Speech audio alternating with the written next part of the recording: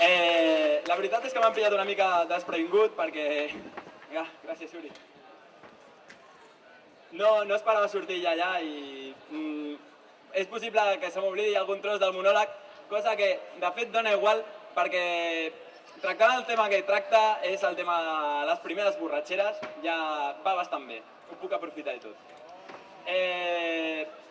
Hi ha molta penya coneguda, hi ha molta penya que no conec, amb la qual cosa, com he d'estar parlant un quart d'hora més o menys, doncs em presentaré. Jo soc Lagos, soc de Sants, que és un barri, és aquest barri, que està entre la via 2 i la via 30 de l'estació que porta el nom del barri, i l'AVE, que també passa por ahí, aviat.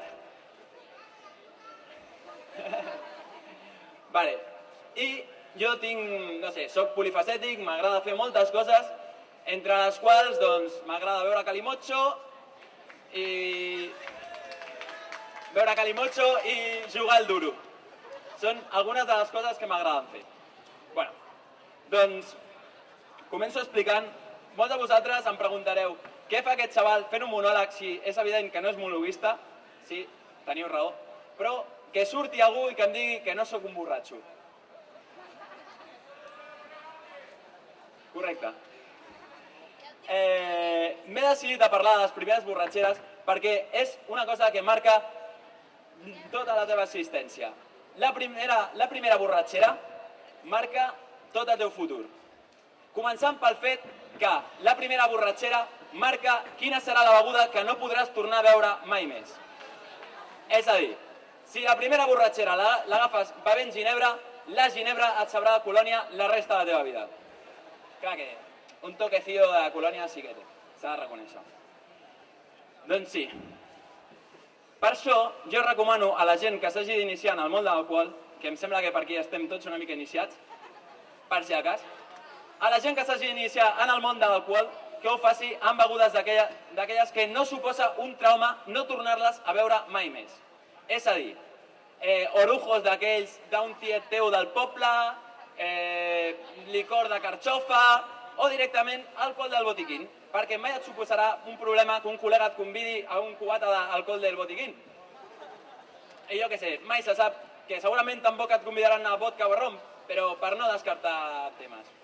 Llavors, passat al primer punt, jo he estat recapacitant sobre el tema de les primeres borratxeres i el primer que se m'ha acudit és per què comencem a beure? Què és allò que ens fa canviar les nostres Coca-Coles fresquetes i els nostres tancs? No em feu buscar adjectiu pel tanc perquè no... Què és allò que fa canviar les nostres Coca-Coles i els nostres tancs per calimochos calents i cerveses amb escuma? Després de molt pensar-hi, és que ara mateix no tinc curro també i m'avorreixo i he de fer coses així, després de molt pensar, vaig arribar a la conclusió que el tema ve de la divisió social als 15 anys. Als 15 a 14 anys, això depèn de l'alcohòlic que sigo cadascun. Als 14 anys o por ahí, o als 15, la vida està dividida en dos tipus de persones.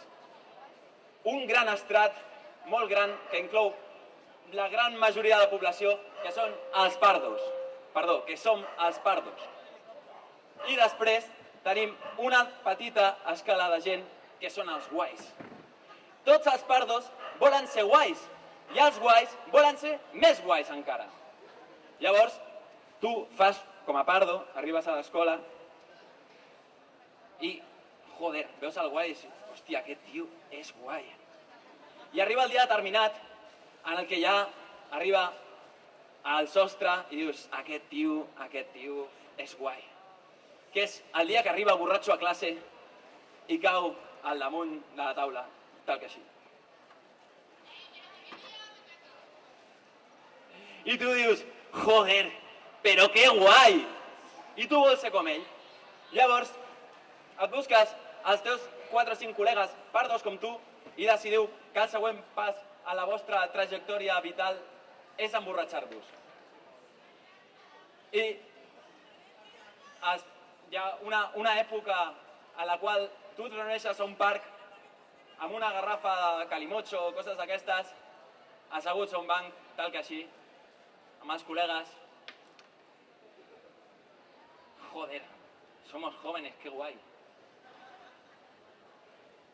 Hostia, qué marcha tenemos. Somos jóvenes, estamos en un parque viendo Calimocho. I arriba el punt en què en aquesta trajectòria tu comences a tindre els teus primers companys de viatge.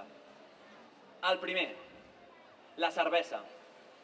La cervesa, al principi, és difícil creure que quan tastes la primera la tindràs amb tu per la resta de la teva vida. De fet, potser acaba amb ella i tot. Perquè qui has tastat una cervesa per primer cop i ha dit hòstia, que bona. Tu tastes la cervesa i dius, joder, però és barata i t'emborratxes i dius, s'ha de ser guai. I veus que els teus col·legues també posen la mateixa cara, però ningú reconeix que no li agrada. Tothom es veu la cervesa. Però a poc, la cervesa es va colant dintre la teva vida i acaba sent la mesura de totes les coses. La prova és que arriba un moment determinat en què passes a calcular el temps amb birres. Tu no li dius a un col·lega, ei, tio, queda't 15 minuts més en aquest bar. No, li dius, tio, queda't una altra mitjana.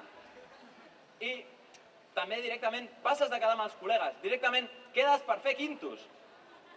I la cervesa doncs, passa a ser allò al centre de tota la teva vida. Però hi ha un segon company, molt pitjor que la cervesa, el Calimocho. Un pensa, qui va ser la ment despiadada i depravada que es va inventar el Calimocho? Doncs segurament, igual que el Kentucky Fried Chicken es va inventar per donar sortida als milers de pollastres que tenien d'accés, el Calimocho el va inventar algun tipus de viticultor malèfic per donar sortida als milions de litres i litres de vi picat. Cap problema. Poses uns adolescents en un parc, els dones un got de plàstic, l'omples de glaçons fins a dalt, li fots Coca-Cola, vi picat a manta i joder, Calimocho. El Ferran s'està rient bastant.